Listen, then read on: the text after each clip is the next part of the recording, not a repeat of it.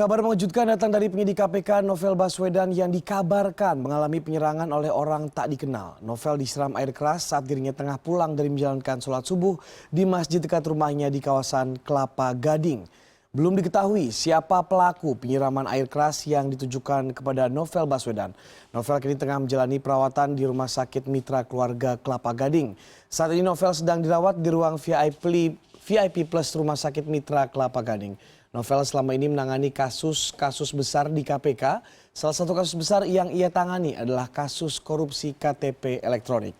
Penyidik senior KPK ini sudah beberapa kali mendapat teror. Tahun lalu Novel ditabrak mobil ketika mengendarai sepeda motor saat menuju kantor. Novel juga pernah dipidanakan atas kasus tahanan tewas saat menjadi penyidik di Bengkulu. Dan kini Novel mendapatkan teror penyiraman air keras saat ia tengah menyidik perkara mega korupsi KTP elektronik.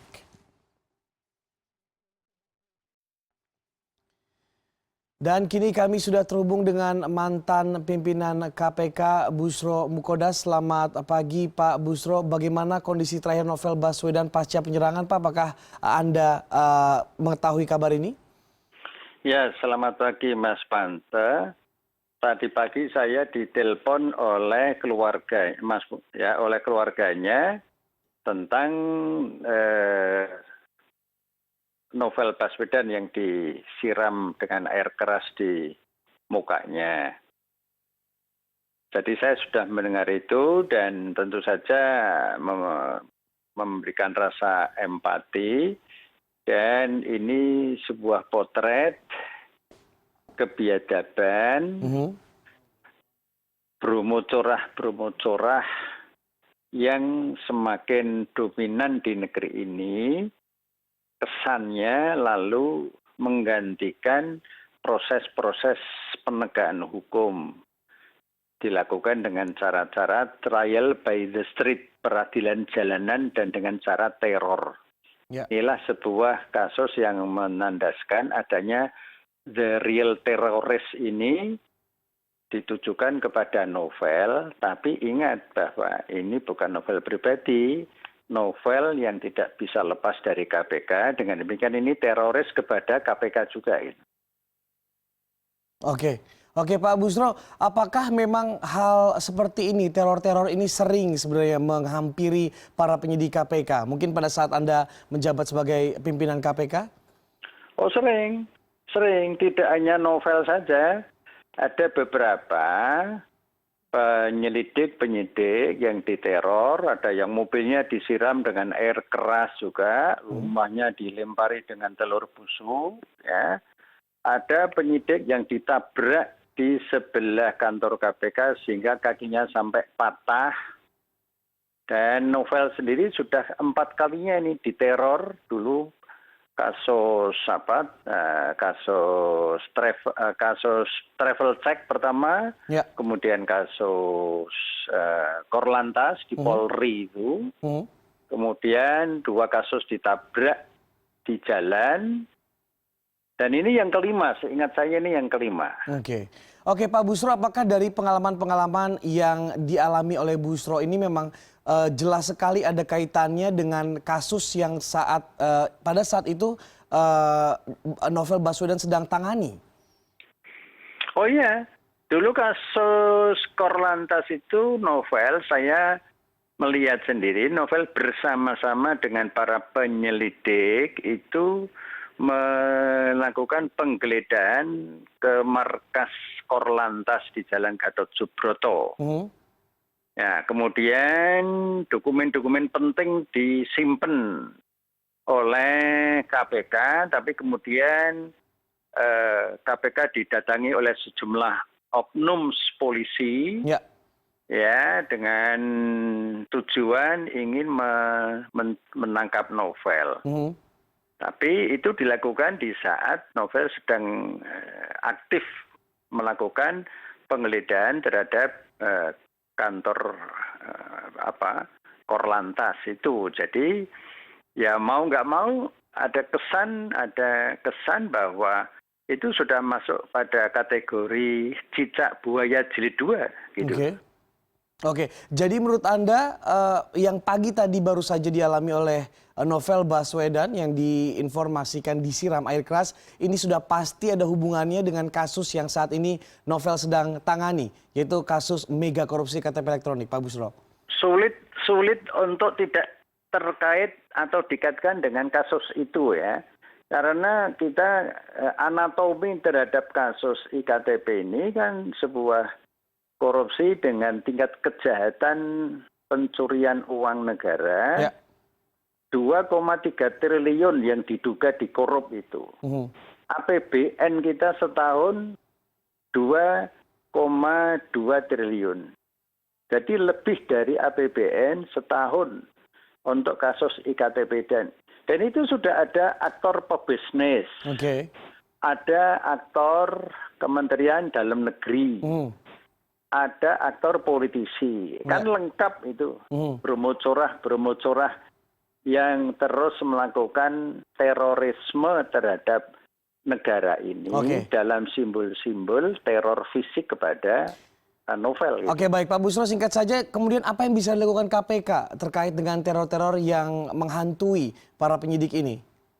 Pertama, pimpinan KPK harus segera lebih menunjukkan soliditasnya untuk memberikan perlindungan pengamanan aktif kepada penyelidik dan penyidik serta jaksa KPK yang sedang menangani kasus-kasus besar. Satu. Yang kedua, pimpinan KPK harus mengambil pelajaran. Jangan sampai terjadi seperti kemarin ada pimpinan KPK sendiri juga tidak kompak terhadap terhadap kritik tertulis dari Novel terhadap atasannya. Di sana kritik itu biasa, ini lembaga independen. Dulu kami ini sering dikritik tertulis maupun langsung oleh penyidik KPK itu biasa. Tapi untuk kali ini ketika KPK sedang menangani iktp, yang terjadi justru Novel kemudian diberi sanksi, walaupun sanksi itu kemudian dicabut oleh pimpinan KPK setelah kita memberikan kritik kepada pimpinan KPK. Oke, baik. Terima kasih. Oke, baik. Terima kasih Pak Busro Mukodas sudah bergabung bersama kami dan kini kami juga sudah terhubung dengan mantan Ketua KPK lainnya, Antasari Azhar. Selamat pagi, Pak Antasari. Selamat pagi. Assalamualaikum warahmatullahi wabarakatuh. Waalaikumsalam. Pak Antasari, menurut Anda apakah penyerangan ini sudah pasti ada hubungannya terkait dengan jabatan Novel sebagai penyidik KPK dan juga terkait dengan kasus yang sedang ditangani? Saya tidak bisa memastikan ya, apakah ternyata atau tidak, tapi paling tidak indikasi itu ada. Karena nanti jelasnya setelah penyidik, artinya Polri menangkap pelaku dan menggali motifnya. Nah, situ baru kelihatan hampir pastinya. Oke, apakah teror-teror yang menghantui para penyidik KPK ini sudah terjadi pada saat Anda menjadi pucuk pimpinan KPK, Pak Antasari? Loh, jangankan penyidik yang langsung menangani perkara. Kumas saja waktu itu Johan Budi tiap pagi terteror lewat telepon. Iya, dia tiap pagi lapor ke saya, Pak, saya diteror lewat telepon. Ya memang resiko tugas ya ketika sedang berhadapan dengan masyarakat yang terindikasi melakukan korupsi, pasti ya seperti itu. Oke, walaupun bisa dikatakan, Anda tadi mengatakan bahwa ini sebuah risiko, namun kan juga tidak bisa kita bisa dikatakan pasrah saja terhadap hal-hal seperti ini. Apakah ada yang bisa dilakukan oleh KPK, Pak Antasari, terkait dengan mungkin paling tidak menghilangkan, mengurangi paling tidak teror-teror yang menghantui, Anda mengatakan tadi tidak hanya ke penyidik tapi juga kepada para pekerja KPK? Ya, saya setuju untuk dikurangi sampai kepada tidak ada lagi teror. Namun tidak berarti semua orang itu tugas. Ya kan? Jadi jangan sampai tugas dikurangi hanya untuk menghilangkan teror. Oke, baik Pak Antasari, apa yang harus dilakukan KPK melihat hal ini menurut Anda? Ya, antara lain pertama adalah melakukan koordinasi secara rutin dengan aparat pengamanan dan meningkatkan pengamanan kepada penyidik, pegawai KPK maupun pimpinan. Karena di undang-undang di PP, kalau saya tidak lupa ya, maaf sudah lama, di PP itu menjelaskan bahwa untuk pimpinannya, ketua KPK dan mantan ketua KPK masih dapat pengamanan. Tapi implikasinya, artinya implementasinya kan tidak seperti itu. Ya kan hanya yang aktif saja yang diamankan. Nah khusus para penyidik yang sedang menangani perkara-perkara yang menarik perhatian, itu terus harus ditempel dengan pengamanan untuk mencegah itu. Oke, berarti pengamanan dalam artian bahwa memang harus ada polisi gitu ya yang selalu mengantisipasi paling tidak agar tidak terjadi hal teror seperti ini. Dan memang protapnya bahwa ketika penyidik apa itulah kejaksaan maupun KPK sedang melaksanakan tugas, apa itu melaksanakan tugas penyidikan, tugas rutin maupun upaya paksa, itu dapat backup dari kepolisian. Itu sudah seperti itu. Tapi saya yakin dalam waktu dekat ini pelakunya akan tertangkap ini. Akan tertangkap ya. Dan menurut Anda apakah ini pasti akan ada hubungannya dengan mega korupsi KTP elektronik? Saya kira ya benang merahnya adalah. Kalau Anda apa motifnya coba? Baik. Terima kasih Antasari Azhar, mantan Ketua KPK sudah bergabung bersama kami. Dan kini kami juga sudah terhubung dengan juru bicara Komisi Pemberantasan Korupsi, Febri Diansyah. Selamat pagi Mas Febri. Apakah sudah ada perkembangan terbaru terkait kasus Novel Baswedan ini? Selamat pagi Mas. Jadi benar tadi pagi memang ada kejadian penyiraman air keras pada salah satu penyidik KPK setelah pulang sholat subuh ya dari masjid saat itu.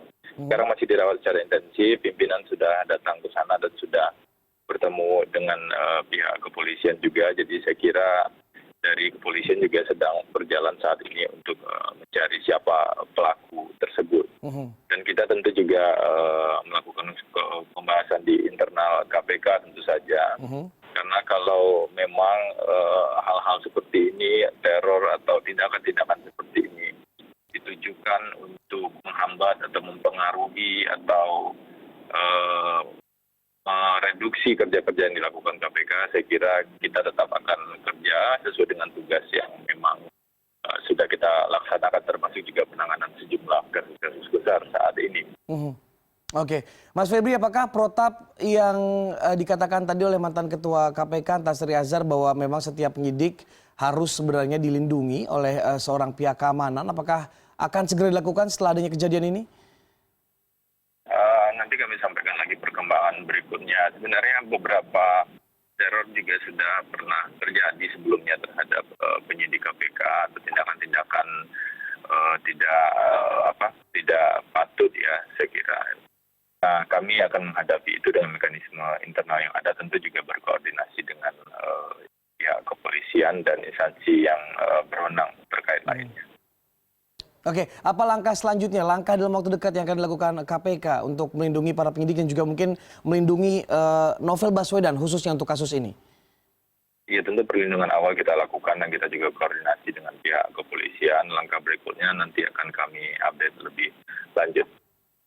Baik. Terima kasih juru bicara KPK Febri Diansyah sudah bergabung bersama kami.